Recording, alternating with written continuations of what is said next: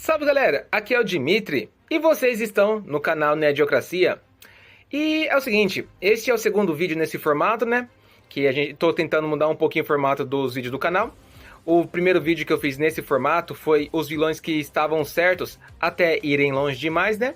E hoje a gente vai fazer o segundo videozinho, beleza? Então simbora pro vídeo, né?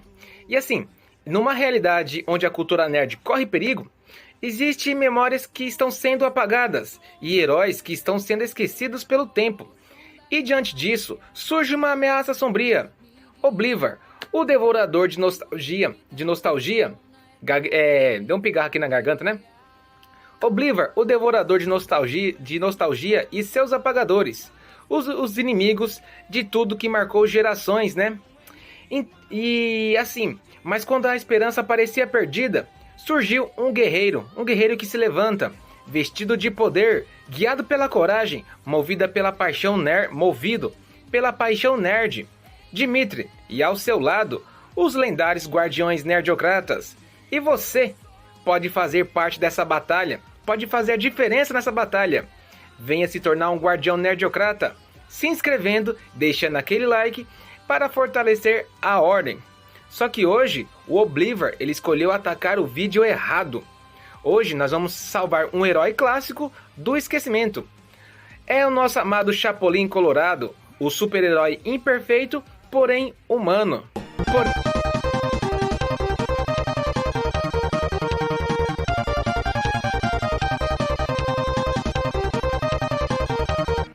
E você de casa, me responde uma coisa.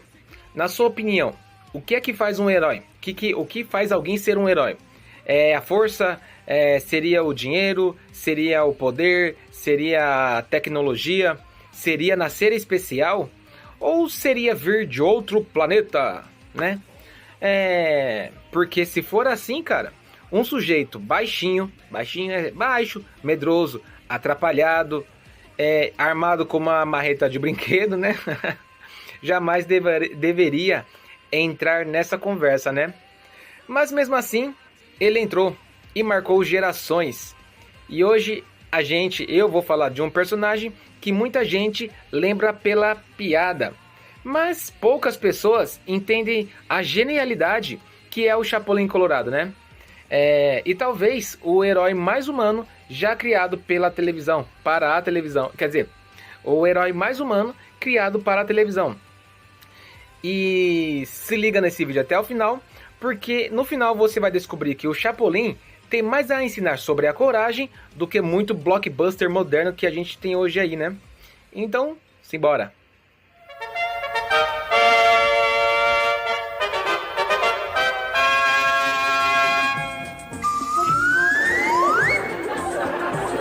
Não contavam com minha astúcia.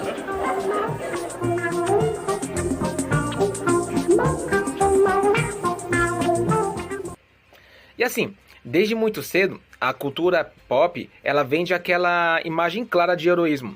O herói está sempre pronto, o herói sabe de tudo, o herói resolve tudo, ele não treme, ele não falha e ele não hesita, né? Só o Miranha também, mas voltando, né? E aí acontece uma coisa meio engraçada, né? Que quando ele apanha, né? Ele sempre levanta de forma épica. Isso o Miranha sabe fazer muito bem, né? E se ele perde, não Miranha, o herói, eu estou falando um herói em geral, né? Ele encontra um poder escondido no meio do nada, muitas vezes sem explicação. Tem alguns animes aí, cara, por mais que caia no gosto da galera, no gosto do povo, tem um aí que eu não curto muito, cara, enrola demais. E assim, se ele sofre, fica ainda mais forte. E não tem como negar que a mídia vende aquela imagem de herói bonito no sofrimento, lindo no caos, fotogênico quando está derrotado, mas a vida real não costuma funcionar desse jeito. As coisas não costumam funcionar assim, né? Na vida real, as pessoas duvidam, as pessoas erram, as pessoas travam, choram e têm medo. Na verdade, né, as pessoas têm muito medo, né? E as pessoas continuam mesmo assim. E é aqui que o Chapolin Colorado entra, o polegar vermelho entra. Ele não era a fantasia do ser humano ideal. Ele é o reflexo de um ser humano real, né? E assim, quem era o Chapolin na verdade, de verdade, né? Quem era o Chapolin de verdade? Pra quem nunca viu, né? Eu vou fazer um breve resumo. Mais ágil que uma tartaruga, mais forte que um gambá, mais... Ele usa roupa vermelha, com o coração amarelo no peito, e como acessórios na luta contra o crime, ele possuía suas anteninhas de vinil, uma marreta biônica, né, uma marreta de brinquedo, e uma corneta paralisadora. E com uma presença duvidosa e aquela autoconfiança intermitente, né? Ora ele tá confiante que vai ganhar, ora não tá, mas tá lá, né? E assim, porém toda vez quando alguém gritava por ajuda, mesmo com essas limitações, assim, né? Com essa dúvida, com essa autoconfiança intermitente, assim, meio abalada, ele sempre voltava para ajudar. Sempre. Toda vez que alguém gritava por ajuda, ele aparecia. Só que ele aparecia assustado, aparecia confuso. E às vezes, na verdade, quase 100% das vezes, acabava até piorando toda a situação, né?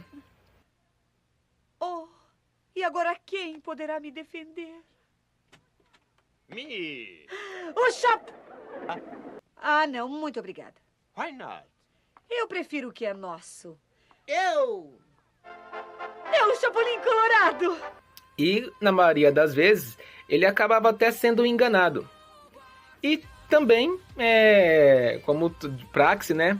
Acabava apanhando da situação, né? Mas no fim, ele tentava resolver. E é isso que é importante, né? Porque assim, ele não chegava como solução para o problema que as pessoas estavam enfrentando ali no momento, né? Ele entrava em cena como tentativa de acabar de solucionar aquela situação. E muita gente, falando agora de pessoas normais, né? Subestima o valor de quem tenta, né? Principalmente no mundo em que a gente está vivendo hoje, né? As pequenas conquistas das pessoas, muitas vezes, são desmerecidas pela maioria das pessoas, né? Então, assim, para você que está tentando, assim, acha que não está valendo a pena, tá valendo a pena sim, continua, porque tá valendo a pena sim, e continua, porque assim, muitas vezes quem critica é porque não consegue fazer igual ou melhor. Eu lembro disso também, que tinha, uns anos atrás, eu tava vendo um vídeo acho que era mexicano, não sei, porque a linguagem dele, não sei de que país era, né, a América do Sul aqui, mas a linguagem dele dá pra perceber que era o espanhol. E o cara, ele tava jogando KOF, né, ele pegava todos os bosses, né, os subchefes e os chefes dos jogos, desde o KOF 94 e até o 2002, que era no mesmo estilo, né? E ele dava perfect, né? Ele não deixava o boss tocar nele. E assim, ele não fazia com os mais fortes, ele fazia com todos os personagens. Por exemplo, eu não conheci ninguém assim que jogava bem com o Shin, né? O velhinho bêbado lá, o Shin Gensai. Cara, ele pegava o Shin e ganhava do Rugal, cara. No Rugal não tocava nele. Ele pegava o Shin, ganhava do Gwenix, ganhava do Orochi. Os mestres não tocavam nele. E mesmo assim, lá no vídeo dele, tinha gente que colocava o dislike, né? Não gostava do vídeo dele, né? Então eu imaginava, cara, se tá criticando, vai lá e faça melhor, né? Mas, voltando, né? E uma das maiores mentiras contadas sobre a coragem é que a coragem significa não sentir medo. É que eu tô olhando pra cá, mas eu tô me acostumando um pouquinho ainda, mas eu tenho que focar aqui na câmera, né? Mas voltando. Uma das maiores mentiras contadas sobre a coragem é que coragem significa não sentir medo. E na verdade, quem não sente medo simplesmente não pode entender o risco que está ali naquele momento, né? E a coragem, muitas vezes, na verdade, é outra coisa, né? A coragem de verdade é outra coisa, né? É sentir medo, agir mesmo assim, mesmo com medo. E o Chapolin, cara, ele fazia isso o tempo inteiro, né?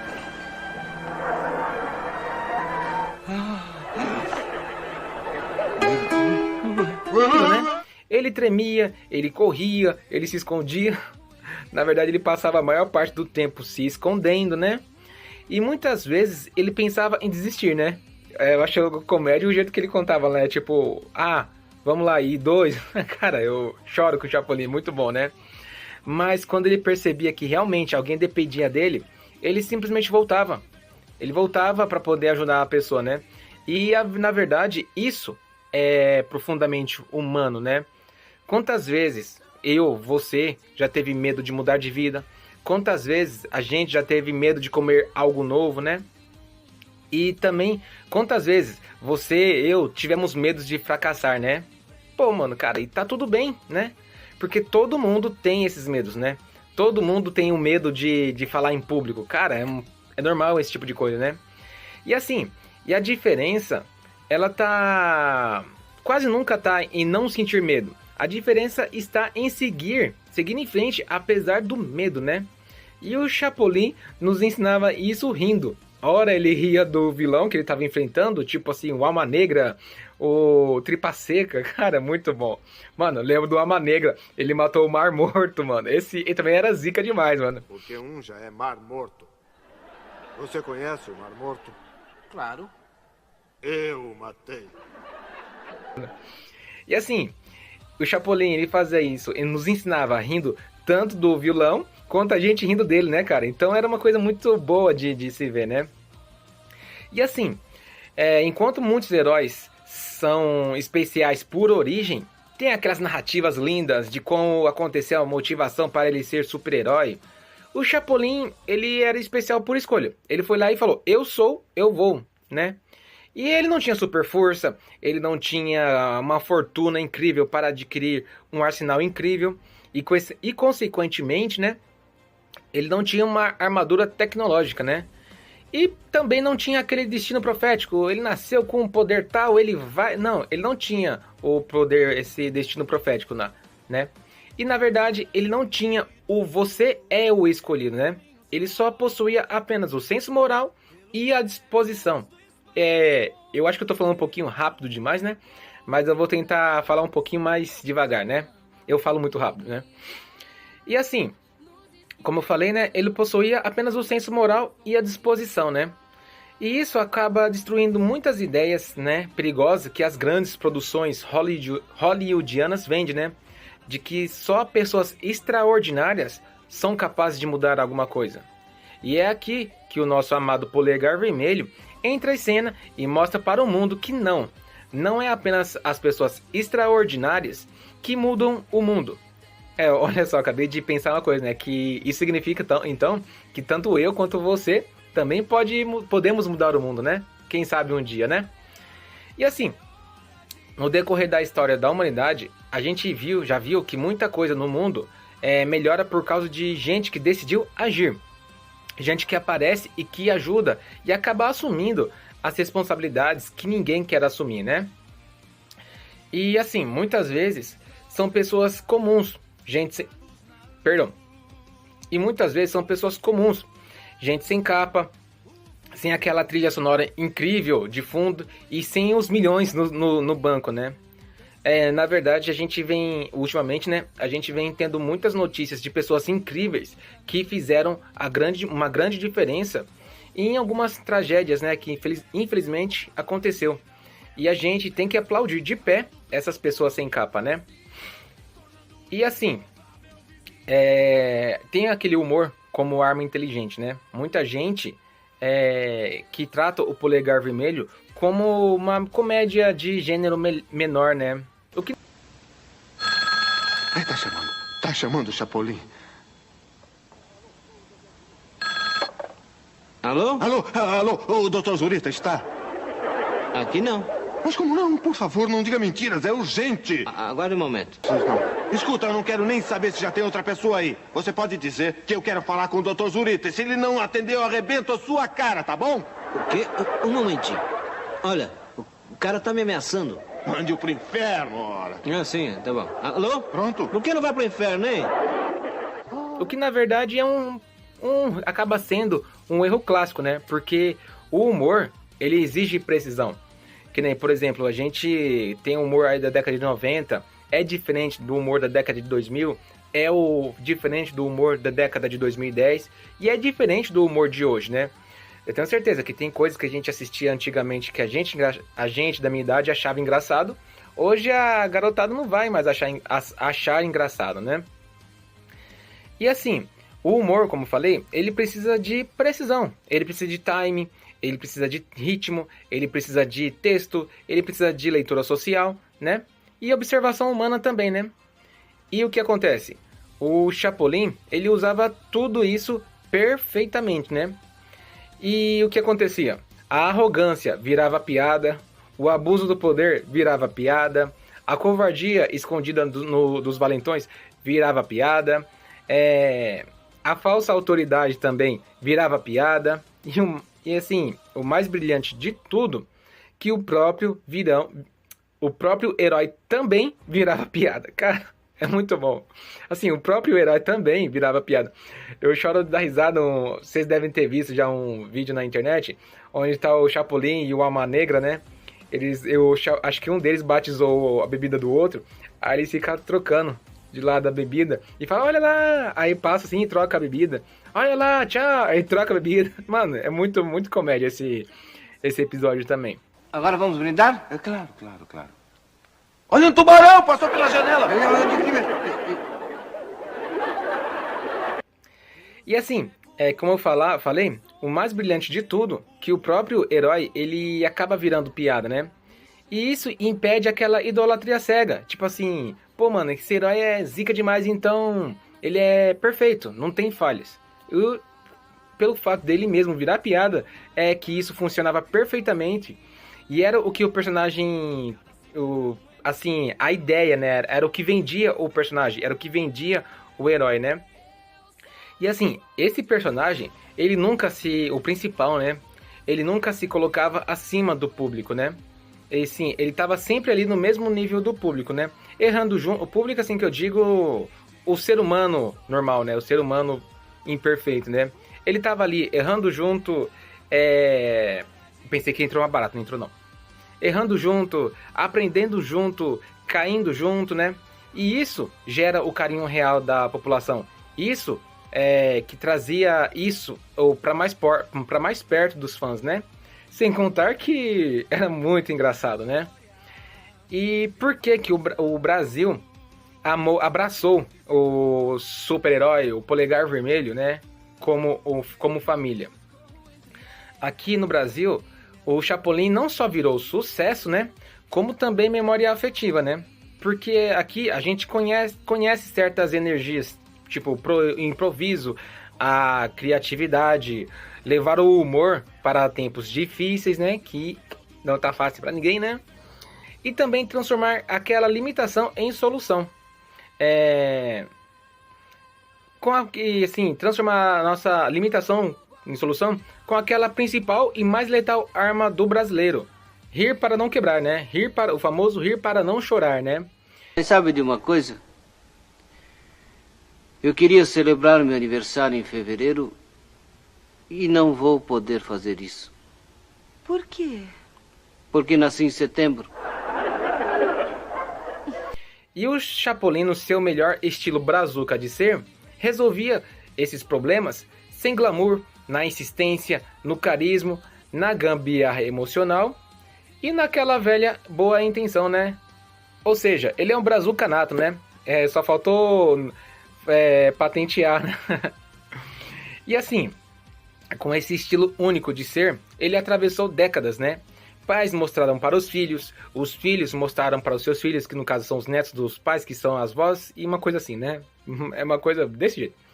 E as frases que ele dizia, que ele fala, estão vivas até hoje. Sigam-me os bons. Minhas anteninhas de vinil estão detectando a presença do inimigo, né? Palma a palma, não criemos cânico. Sigam-me os bons? Cara, são coisas que fica na memória, fica na nostalgia, né? Fica enraizado na emoção de assistir de novo, né? E assim, isso acontece quando o personagem toca algo mais profundo, que é aquela emoção, aquela... Como fala?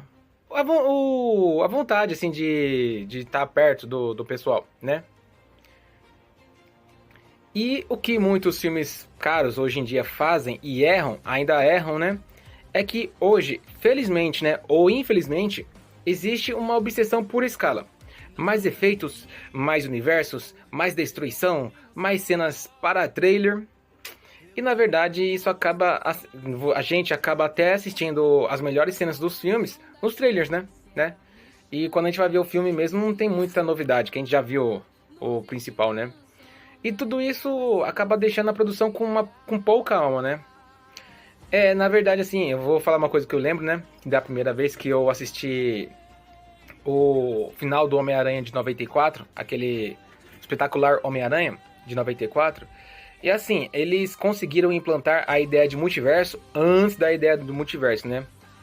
Lá, o Peter, ele foi recrutado pelo Beyonder, né? Que o Beyonder era o ser mais poderoso da galáxia ali no momento.